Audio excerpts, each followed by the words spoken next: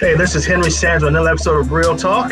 As you can tell, we're virtual, but I want to thank our sponsors, our investors at Park Bank. Thank you for all you're doing. We couldn't do this without you, and thank you for all your support. So I have a special guest today. A lot of you have seen us a lot the past week in the media, and I thought it was really appropriate to bring this man on. Some of you guys know him as Mr. Boys and Girls Club. So you know, as Mr. Madison, this is my partner in crime here who loves the community, putting the work. Mr. Michael Johnson, how are you, sir? Hey, I'm good, Henry. Thank you so much for bringing me on, man. So today, just so you know, people, we are filming this actually on Sunday. So Michael just came back from where were you at, brother? You took about 15 people shopping, right? Yeah, so we went to Metcalf's market, and we were working with a group called Grandparents Who Take Care of Their Grandchildren. So we brought about 20 volunteers together to go shopping, spent about $2,000 making sure that, grandparents who are diabetic, those who are struggling with underlying health issues, we didn't want them coming out here going grocery shopping. So we found some volunteers through that organization. We wanted to pay it forward to them, and we spent $2,000 at Metcalf's to make sure that those families got what they needed. And what I love about this is, so let me, for you all who are now understand what's going on right now. So last Friday, I think, God, it's been last Friday. Man, time flies. Yeah. So last Friday, Mr. Johnson calls me, and first of all, him and I talk all the time. Always telling how we're going to serve the community. And he calls me, I bet it's like 4:30, he calls me. And he says, hey, look, I went for a walk, and we got to do something. I feel like we got to do something and help people. And I said, great. And the first question I said, so we want to fundraise? He said, yep, let's fundraise, get all the 100% of the money back out to the community. Yeah. I'm like, great, let's do it. We did have about 5:30, a little an hour later, we get on Facebook Live, and we decide we're going to fundraise. So we put this Facebook Live on. Our goal was at that time $50,000. That was the goal, right? Yeah. The time we got off Facebook Live, we had raised $50,000. And so at that time, we said, you know what? Let's be good community stewards, and let's see if we want to partner. So we called United Way, called Renee Moe, and we asked Renee Moe if she wanted to be a part of it. And Renee also said at that time that she was trying to raise some money also. I think she had said she was 50,000. She said, MJ. Yeah, she said. She had either 50. Yes, she had 50 grand. Yeah. So she had 50,000. So we started. MJ calls me at 4:30. At 5:30, we're doing a Facebook Live. Within an hour, we have $50,000, and we say, hey, look, let's bring United Way in. By the way, which is unprecedented, a Boys and Girls Club, United Way, working together, self-ambition, mastery file. It was just unprecedented that ever worked nationwide. I would challenge you to find anyone doing that again nationwide. And so within an hour, we're on a phone call with Renee. We all come to agreement that we're going to partner. Fast forward, a week later, we raised $1.1 million in 1 week. Yeah. And 1 week.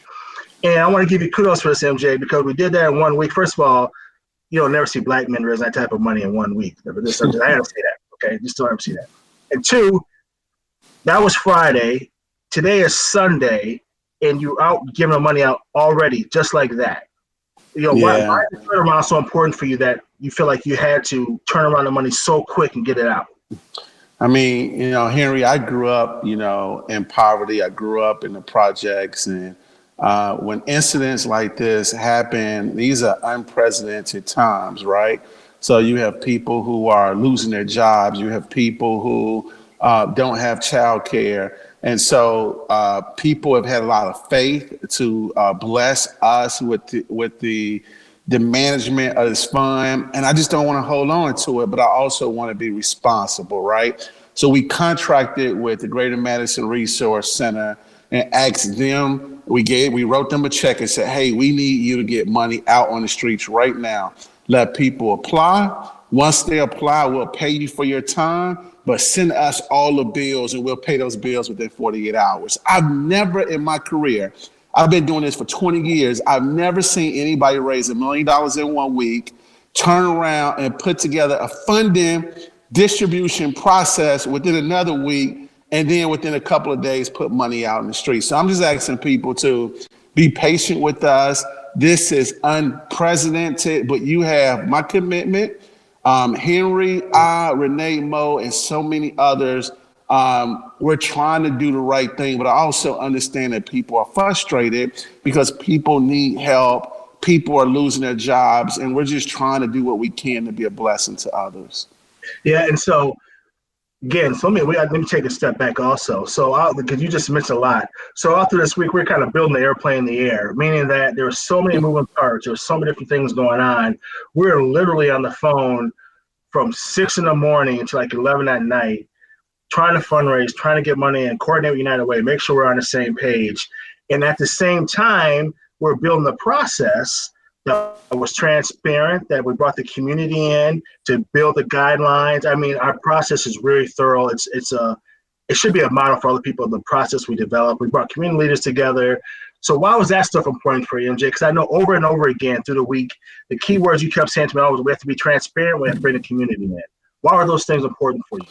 Yeah, I mean, when you're doing something like this, people are always, especially with big nonprofit organizations, people are very skeptical. And that's why when every single contribution came in, I was like, I'm telling everybody, I'm going to tell when we get $5 or when we get $100,000, I want people to see it. And we watched this campaign grow from 50,000 all the way to 1.1. And every time we got a contribution, we shared it. But I also told people that anytime money goes out, we're going to be committed to doing a report to say, here's who we gave money to. And I think that's very, very important when you go through a process like this. Yeah, I also think, talk about some of the community people you brought to the table. So, we had one committee that came together, developed the guidelines. Then we had a separate committee that's actually going to help deploy the funds, right? So 2 different committees. The people are now going to deploy the funds. They can't get funding, right? Yeah. There's no conflict there. They just help us deploy it. But explain to our viewers about the 2 different committees. Yeah, we was very, very strategic, right? So the first group was responsible for working with your Boys and Girls Club staff and United Way staff to come up with the grant timeline. So the chair of that group was Aaron Perry. We brought in Pastor Marcus Allen. We brought in Jackie Hunt, who's the grassroots leader who works in South Madison, and somebody that I trust dearly and a lot of parents in this community trust. And they helped us put together the timeline and the process.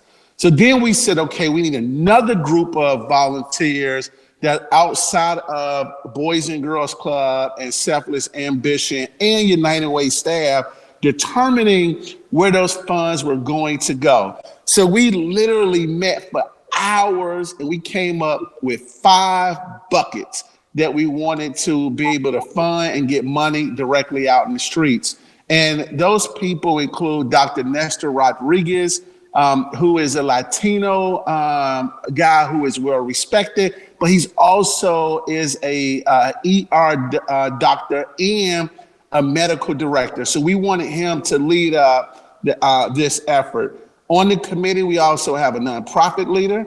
We also have Corinda Rainey Moore, who is well respected, not only within the African American community, but well respected throughout Dane County. We asked her to be on it.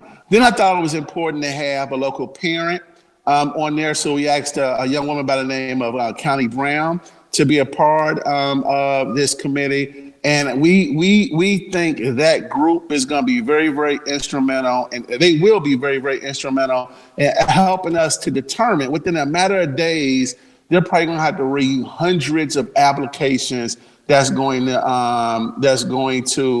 come through our system. And I'm just very, very thankful that they have volunteered to take on this important responsibility.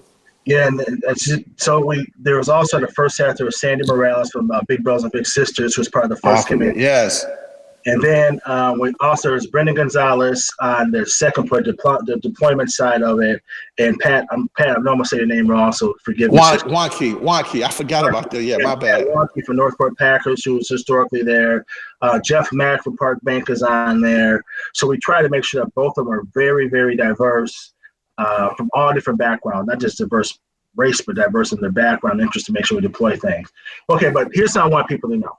Okay, so we raised $1.1 million, but MJ, how much of the money did we get?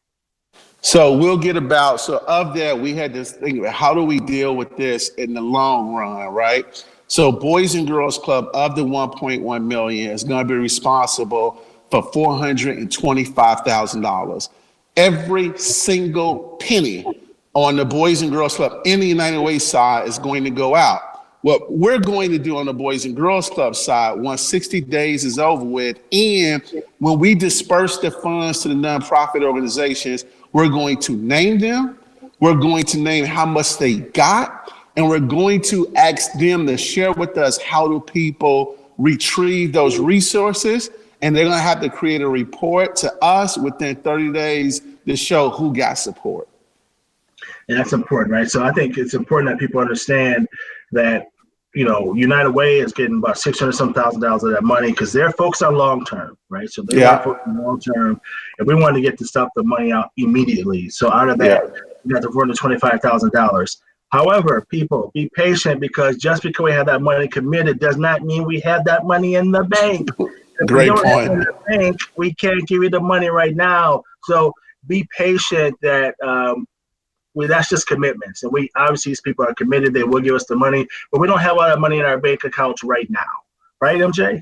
That's right. So we have about $150,000 in cash on hand. So that's pretty much about 400 people that went online. I gave anywhere from a young woman who gave 25 cents all the way to the largest contribution online was $10,000. And so so that cash we have on hand. And then the McKinsey, John and Joe Ellen McKinsey gave us $50,000. So we have that money on hand, which we can put on the streets, right away. But then you got to keep in mind, most of the companies that made these pledges, we're going to push and ask them to get those checks to us by Friday so we can disperse those dollars directly to those nonprofits that's going to help us do this work. Yeah, and shout out to White Enterprises for getting $10,000. That was like one call. They said yes. Thank you for all that. That was awesome. So, okay, MJ. So how are you feeling, man? It's been a long week. Sunday, you called me on a Friday, and we've been working ever since. And how are you feeling? I'm having my ups and downs, right? This is real emotional for the people who have gotten laid off. I'm reading all these emails that I'm getting from kids, from their parents, from business owners. I had a guy who owns a tailor shop, literally was on the phone crying and said, I was generating $1,200 a day, and it's all gone. And I don't know if I'll be in business once this is over with. Then on the donor side, I remember John and Joe Ellen McKinsey crying as a donor, saying, how do I help? How do I help the people that was laid off? How do I help the single mothers who don't have jobs? So I have been the recipient of a lot of these phone calls, a lot of these emails. And on one hand, I'm thankful that we were able to raise the support. But on the other hand, it's a little frustrating when you have people who are on social media who may not know all the facts, and then they go out and be critical, of your work. And what I've told people is, I'm gonna respond from a place of love. We're gonna continue to do good work out here in this community. And if you want to roll up your sleeves, you want to get in and get some work, let's do it. And let me just remind people, this is not my job at Boys and Girls Club. This is going above and beyond my duties. And the same with you, Henry. This is not the work that we get paid for. We're doing this because we care about our neighbors. We care about our community. We care about our kids. And that's why we're doing this work. And I just want to again remind people, we're not taking any administrative overhead. It's costing us money to do this kind of work. And, one, we serve because we love people, and we serve, that's the right thing to do. But we do have organizations to run, and, we could spend that time fundraising for our own organizations. But you know what, MJ, when people are negative, I really believe this. I know I'm always a sappy guy here, but I believe people they've never really seen anyone raise the type of money that fast in 1 week. And I think a lot of people are distrustful of the system when people raise that money. They usually think it doesn't go to where it's needed. Luckily, we've set up a process where we know that we're not going to reach everyone, right? I mean, I know a lot of people think $1.1 million sounds like a lot of money, which it is, and we get 425,000 of that, and that sounds like a lot of money, which it is. But the need is so broad that we will try to get to the people that are needed. But we guarantee you that this money is going to get into communities. Now, we can't reach everyone, but we're going to try to reach who we can, right? So absolutely. I understand the distrust. I get it. I really do. But give us some grace and that we're trying, right? I mean, Henry, you look at, in some cases, I've seen, I remember when we went down to Joplin, Missouri, and our volunteers from Boys and Girls Clubs and Selfless Ambition and so many others, we got down there before the federal government got there. So sometimes bureaucracies don't move as fast, and sometimes private and nonprofit partners have to think quickly and move quickly, and that's what we have tried to do in this particular case. So point in fact, I think about when they shut down all the schools, immediately I called Henry, and Henry said, we got to somehow figure out how to feed kids. They're closing all the schools down. And some kids, the school district did a great job mobilizing 12 facilities, which Boys and Girls Club is, I think, the only nonprofit that's on that list that's being utilized as a facility where kids to eat lunch. But I also know that there will be kids who will not get dinner. So Henry made me aware of this place called Feed Kitchen. The very next day, I went out there. We negotiated, I think, an amazing deal. And within a day, we deployed trucks out to different neighborhoods. And every week is going to grow. And kids are going to benefit throughout the city because we're going to feed them no prepackaged meals. These are going to be heart-healthy meals that our kids will be able to eat. And we jumped out there on faith before we even had the money and said this was something that we had to do. And Boys and Girls Club took on the risk of doing that after the day we canceled. This was on a Saturday. We canceled our major fundraiser, which we've lost tens and thousands of potential revenue because we decided. Not the city told us to shut it down. We made that decision before the city enforced rules that should happen. Well, a couple of things you said. One, I do agree, like, we moved quickly. I know some people criticize us, where we move too fast, but when there's a need, you have to move. But I do want to give a shout out to the Micah Foundation and UW Health, especially Sheba over there. They jumped quickly. I mean, like, it was no hesitation that they jumped in right away. I mean, so shout out to the Micah Foundation. Thank you for what you're doing. And shout out to Sheba over there in UW Health, and thank you. Now, going to the food, what also is relevant about the food, MJ, is that the cooks we have are entrepreneurs of color who would be out of work if we weren't supporting them.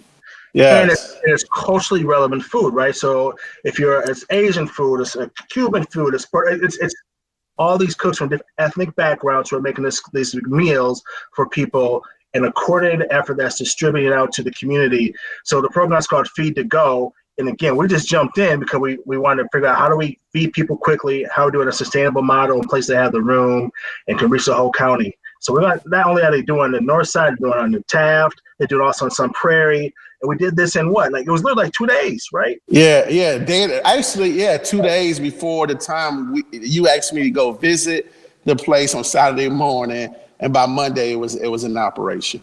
Yes, that's, shout out. I'm glad you went to. Sometimes you don't listen to me, bro. So I'm glad you went. No, I listened that time. And let me just say, in regards to UW Foundation, UW Health, and Micah, they actually made their contribution within 20 minutes of us announcing that campaign on Madison 365. So within 20 minutes, we raised $50,000. That was pretty amazing that they really kickstarted this $1.1 million that was raised. So I know Toya. I know Toya that you. Boy, what are you doing out here? Because you out here, you're risking your health out here, man. Like, you out here, you at the grocery store today. I mean, you're out and about. How's your health? How are you feeling? Toya, when you come into the house, I mean, like, what's going on over there? Yeah, so I would say I feel great, man. Every morning, my wife, this morning before I left out, she said, We're going to go walk 15,000 steps. So I want to make sure that you're putting your health as your number one priority. Then she gave me a face mask and some gloves. And said, I want to make sure that you are just protecting yourself. And then every time I come back into the house, she make me take off all my clothes at the front door. She throws it in the washer, and then I have to go take a bath to make sure that I'm not causing any harm to my kids and her. So I know you lost a lot of weight, and you're working out really, and you're on a different diet these days. What are you doing now to stay healthy? Like, I'm trying to figure out, because we can't go to the gym, we can't go to Carbon's gym anymore. So what do you do? This morning I did 100. I'm trying to do 100 push-ups, 100 sit-ups, and 100 squats every morning just to wake up, get my body moving. What are you doing? Yeah, so I'm doing a couple of things. One, well, let me just be transparent and honest. I completely fell off this week because this project consumed us. As you know, we were on the phone from 6:30 in the morning to the night before we released everything for a whole week. We were on the phone almost to midnight every single night, making fundraising phone calls, trying to recruit committee members, trying to really just think through our process. So it was very, very time consuming, but also trying to deal with the press to get the word out, around this. To stay healthy, for the last, 4 months, I've been on a whole food, plant-based diet. So I don't eat any meat. I don't eat any dairy. And I also try to exercise every day. This week, my wife been really just pushing me to do 15,000 steps a day. So she got me up at 7 o'clock this morning. So let's go. You got 10 o'clock and we got to get these steps in. So just kudos to, my wife for keeping me healthy. I'm down, over, 100 pounds. I'm starting to get those guns back. So, so that's feeling good. And, so I'm just trying to stay healthy. And because sometimes, man, when you in these nonprofit jobs, and particularly my job as the Boys and Girls Club CEO, I would say is not hard. But when you step up in situations like this, people are critical, and it just adds a different dimension of tension that's being placed on you. So I was just trying to make sure that I maintain balance and stay healthy during this process. Well, that's a good question. Why do it? If people are, first of all, there's more love than there's negativity out there. So one, of course. But why do it if people are criticizing you? It doesn't go to a Boys and Girls Club. You're not getting paid for it. It doesn't have the Boys and Girls Club budget. Like, why do it? Because Henry, it's the right thing to do, man. When you grow up like where I grew up, I grew up in by far the toughest projects in the United States. It's no question that where I grew up, it was a tough neighborhood, man. And when you grew up in the gutter and you come from challenging circumstances and you see people who live in poverty, I feel like I have a responsibility coming up in a situation like that to be responsive to these kinds of issues. So I knew when they said people were going to be laid off, that schools were going to close, that typically it is low-income people who are harmed the worst. And as somebody who is an advocate for children, I knew that our babies could be hurt by this. And so the first thing that came to my mind was, how do we feed our kids and how do we raise money to provide basic support to people? And again, you pointed this out, our goal was only $50,000. And the fact that we raised $1.1 million in less than a week just tells you there's a lot of people in this community that care. And I just think God has put me and people like you, God has given us a platform to interface with people of wealth, but also there's enough respect in communities that we can pick up the phone and call anyone. And I believe that I can walk into almost any circle in this community, whether it's grassroots neighborhoods or people who live in challenging circumstances, but I can also walk into some of the wealthiest offices, CEOs and philanthropists in this community and ask them for their support. Yeah. You mentioned earlier about you had to cancel your Shamrock Shuffle. So you're doing all this stuff now with helping this fund and helping the community. where are you at right now with the Boys and Girls Club? Like, clearly that was like a big fund. It was $100,000 for you, right? Yeah. So part of our, I'm sorry, can you hear me? Yeah, but I'm just saying, like for your loss, like how much you lost $100,000 for revenue. What are you trying to do now to catch up? I mean, what's the game plan? So the revenue potential was over 100,000. So we collected $77,000, from the event and registrations. Henry, where we're losing money is usually between 700 to 1,000 people registered the week of, and we lost all that revenue. And so that's the issue or the impact that Shamrock Shuffle, had on us. But we also told all the people that registered that we have a policy that we don't return registration fees if there's a issue like weather or something that's beyond our control. But we told them we would make the event up, and there's going to be expenses with making that event up. Secondly, one of the reasons we thought it was smart to bring in United Way is that Boys and Girls Club don't have the infrastructure to deal with the long-term impact of this issue. And it was actually your idea as after we talked, like, how do we figure out to engage United Way and bring them in and let them focus on the long term. I got to pivot in about 2 weeks to make sure that, one, I've asked all my employees to stay home and we've paid them. Two, we have a major fundraiser coming up in July. Three, I got to make sure that my team is safe. We had somebody who on our team who tested positive for the coronavirus, and I want to make sure that this person is healthy and that we provide this person with the level of support that they deserve. And I want to be there for my team, but I wanted to put our community first. And that's where we've spent people like you, me, Renee, the people who have volunteered to be chairs to make sure those who really, really need the most, that we were thinking about how we could raise money, deploy resources, and just do it from a place of compassion.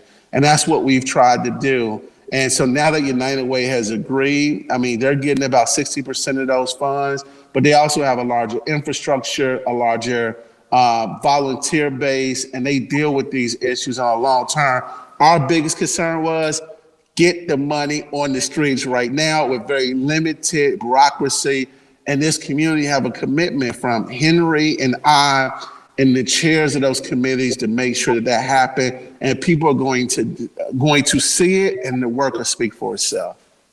Yeah. So, how was it partnering with United Way? I mean, you're a Boys and Girls Club guy, and usually two big organizations like yourself don't partner. You guys don't get together usually, and you guys have different infrastructures and just two different organizations. Two organizations do really well at fundraising.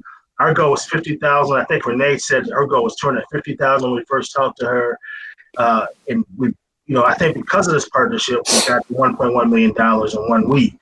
But how was that? I mean, you have to kind of, you're a leader. She's a leader. You have to kind of let yourself kind of co-lead. How was that? Yeah, you know what? You got to put when you have something like this that is unprecedented, you have to put your ego in your back pocket.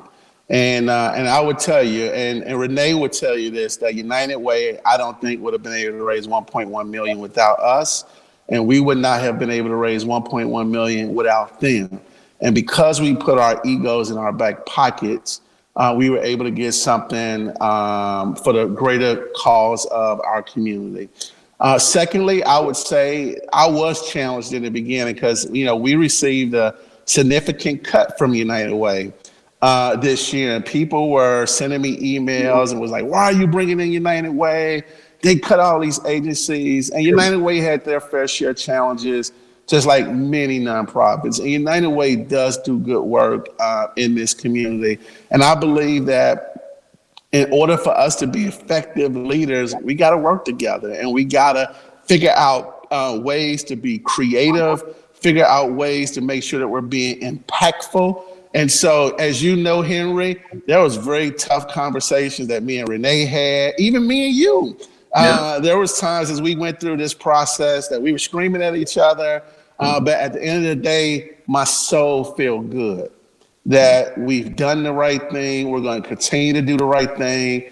Well, and I've always shared with you, Henry, we're going to be transparent. Always. Whether people like it or not, we will probably make mistakes. And if we do, I want to say I apologize, but our hearts are in the right place and we want to do what's right. We want to be ethical. And at the end of the day, we want to help people who are dependent on our collective leadership. Yeah, that's good. And shout out to you, Renee. We got love for you, Renee. Renee Mo, we got love for you. Thank you for jumping in. You didn't have to do it. You know, we know we're both a lot of energy and we move fast and we want to help a lot of people. So thank you for running with us and helping a lot of people that you are. And hey, we got love for you, Renee. We got love for you, girl. We see you. We appreciate you. All right, so coming back to MJ. So what's next, man? Like you have a week, you got a fundraise. I heard you say a lot. You got a fundraise for the Boys and Girls Club. There's still the deployment of the funding. Like, what's next? What's tomorrow's Monday? What do you do on Monday? Well, I'll tell you, I'm concerned, man, just like most nonprofit, leaders. I mean, we're going to work on this for, a couple of more weeks, but I got to think about at Boys and Girls Club, with our clubs are not being open and us carrying, our employees on payroll, I got to figure out, one, how do I keep my employees safe and supported while they work from home? Two, we got to figure out how do we, from a virtual perspective, provide support for kids in our community through some of the efforts that we're trying to mobilize. But three, as the leader of Boys and Girls Club, I got to be responsible to make sure that from a financial perspective that we're healthy. And so trying to balance all three of those, I think is going to be very, very critical. And I think every nonprofit leader throughout the country is going to have this same challenge. And so I got to look at, we have a mortgage on our building in Sun Prairie. We just opened up a couple of weeks ago. Do we refinance that? I got to look at our insurance. Will our insurance company, reimburse us for some of the expenses due to COVID-19? And so I got to begin to work with my board, my senior leadership team. I want to begin reaching out to my staff. And I believe that we will get through this. I believe that the page will turn, but this is going to be a difficult few months, not only for the nonprofit sector, but for businesses and our community as a whole. Yeah, and that's one thing, I think through this whole process, we got a lot of questions about businesses, and I know we're not really addressing the business element, but we are addressing the people who work in the businesses. So, stay tuned for that. And even for Master 65, right? Like one of my biggest concerns all this is usually when corporations make cuts, it's usually the inclusion, diversity, marketing stuff, right? So yeah, that's a real concern. So people should know that we're still concerned about our own organization, still got things to do, but we trust that the community is going to be supportive and keep supporting what we're doing. How's the family doing? My family's doing good, man. The challenge for us is a lot of people don't know this, but my family was still living in Cincinnati. And my kids were still going to schools, in Cincinnati. And we didn't want to disrupt their lives when I moved back. So me and my wife had agreed that the kids would stay in school until May. I was staying in a studio apartment, and so every time they would come visit me, it would be all of us staying in this 400 square foot apartment. So we were there for the first week, and as things went down, they shut down all the schools in Cincinnati, and we were all sleeping on like this air mattress, and it was really, really tight. And so I called my landlord. I said, is there any way you can upgrade our apartment? And I was about to drive my family back to Ohio and then come right back to Cincinnati. And within 30 minutes, he said, Mike, I got a 2-bedroom apartment. It's the only one I got available. And we moved in 10 minutes. So we have a lot more space now.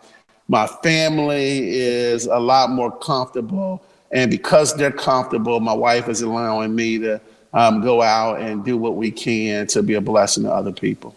Definitely so. And so what's up? I'm glad they're back in the city. I've been trying. So I've been trying to recruit Mike to come live out by me, but he just won't do it. So hey, we got all the love in the world for your community, but my son wants a little bit more. I won't say the details, but he's looking for a different experience. And unfortunately, man, my son is in high school right now, and so I can't just make this. So we pretty much said he wants to go to Memorial High School or Verona High School. So that limits like where we can live, and so we're trying to find a home somewhere within those census tracts. And then everything that's going on, we put our house in the market in Cincinnati, and I don't know if I hope it sell. We had 5 showings, and every last one of them canceled because of this virus. Yeah. I mean, but hey, this is what you tell little MJ. Tell him if you come to live by me, you'll get championships. That's true, because the high school in your neighborhood is the number one, has the number one football program in the city and the state, actually, and so it's a good thing. And I'll also say, man, I'm really proud of my family and my son. I mean, collectively, our family in the last 8 months lost 226 pounds. And so my son is looking good, my wife is looking good and feeling great. And I'm just so thankful, man. I'll be honest with you. I've never in my life stayed by myself, and not having my family, here with me every night, it was the challenge. And so I'm glad they're back. So that's what, I think that's what people need to understand about you. I think sometimes people think that, they see you on Facebook and they see you doing all these things, but you're human. And, when you're leading like this, it's hard to go out all the time and give out to people. And you come home, and sometimes you need your family to uplift you. So I know how hard it's been for you with your family gone, man. So, I'm glad that they're back and that you're getting some love at home now, getting people to support you. And, I'm glad you are getting that Toya and that family love again, brother. Your whole perspective changing around. That's for real. Yeah. So, I got an amazing wife, man, a beautiful wife. We've been together for a long time, man. So I'm fortunate to have somebody like that in my corner. Amen. Okay, so before we go, I want to answer. People always ask me about you, MJ. Why is he always had like his put stuff on Facebook? Why is he always up online? Why is he like, and I've actually learned, even through this week, I've learned that, part of that's because you believe in transparency, right? So, but why do you always up on Facebook? What is that? What is that thing? Do you want attention? Do you just want attention? Do you want to feel special? What is it? No, that's a fair question, man. I've always, in my career, has been very, very transparent. But you'll be surprised, man, like the level of intelligence you pick up by people sharing information with you. A lot of times when you run a nonprofit organization or you're a leader of an organization, people feel that they don't have accessibility to the CEO. So it's a great way for me to stay connected to the Boys and Girls Club kids, their parents, our constituents. And I also learn from people, right? Like, so for example, somebody challenged me today and said, well, you don't know about what's going on the North Side and what's going on in this particular community. He named that neighborhood. And I said, well, I actually do, sir. I've been in those neighborhoods. I've helped furnish a couple of apartments through the work of Boys and Girls Club. And so it's a great way to gather intel. It's a great way to inform and to educate people. And in the reality, it's worked for Boys and Girls Club. So here's what I would say in terms of results. We went from a Boys and Girls Club when I took over 10 years ago. A lot of people knew of our work, but didn't really know of our work, right? Mm-hmm. We went from running 2 clubs to now being in 11 sites. We went from 18 employees to 175. We went from serving 1,800 kids to now almost 8,000 kids. And I think, and our donors grew from about 1,800 to 25,000. And so I think that some people appreciate that I'm transparent and that I'm out there. And there's some people that don't like it. But here's how I look at it. If you're leading, people are going to appreciate what you do. And there's going to be some people who don't. And so I've embraced it. And nobody's going to stop me from doing it. I've had business people, I've had stakeholders like, oh, you shouldn't be on social media. I'm not stopping. And so it's working for the work that we do at Boys and Girls Club. I don't think we would have raised $1.1 million if we didn't have social media as a platform. Yeah, and I think even by talking to him, this is true. there's a method to his madness. Like, he's not just doing it just to be doing it. He strategically has a plan and a reason why he's posting what he does. I mean, he literally has it thought out. He might not have an idea every post he'll put up a day, but he knows why he's putting the stuff up. And then, I mean, we've had those conversations many a times, and that's why people understand that about you. I think sometimes people think that you just kind of do stuff that is not thought out. That we just stunting, right? That was one of my nephews, like, you stunting. We ain't stunting, man. Like, I give you an example. It was a post about like the churches yesterday, and I had talked to a pastor. I had talked to you. So trying to figure out, like, what can we do? Like, our churches and our communities of faith, in my opinion, are some of the strongest institutions in our community. And so I was just trying to, historically, right? So I was just trying to figure out, how do we mobilize collectively? So I posted that question on social media, and I got a lot of great feedback and a lot of ideas. And I just like tapping into people's intellectual capital. And believe it or not, you know, even though there's some crazy stuff on social media, you learn a lot hearing different views. Some of those views may align with your position, but sometimes it don't align. And it gives me an opportunity to kind of feel the temperature of what's going on in the marketplace. Yeah. Well, thank you, Mr. Johnson, for all you've done. Thank you for the hard work that you put in this week. I know it was, you know, we could write a book about this last week of all the stuff was going on. Well, I appreciate you calling me Mr. Johnson, but just for the record, y'all, Henry, don't ever call me Mr. Johnson until we got on this show. So, Mr. Sanders, thank you for having me, and thank you for partnering with us. And man, let's go out, man, and let's make a difference. Let's be a blessing to people. Let's do what we can in a very safe way to just support us. A lot of people, man, they need us, and I know we don't have all the answers. I know we're going to make mistakes, but just be patient with us. My God, we're trying, you all, and I hope if we can leverage other resources, let's go out and be a blessing to our neighbors. Yeah, give us some grace. We are trying to do the right thing. We will get the money out, and again, just give us a little grace. But thank you, MJ, for all you're doing, man. Keep making. I've never seen a black man raise $1.1 million in 1 week. I've just never seen it before. So well, we did it together, Henry. Me, you, and Renee. And I just want to conclude, man. If y'all see me on the streets, if you see me or Henry, and even Renee, we all agree. Instead of hugging us, just give us the love we need to see. Like, just do that, and that's that Wakanda love. Wakanda love. And we got nothing but love for y'all. We'll see y'all soon. And you know, if y'all take shots at us, at least do it from love. No, we love y'all. We throw everything we can out of love. Thank you again, Mr. Johnson, for another episode of Real Talk. I'm out of here, man. Mr. Johnson.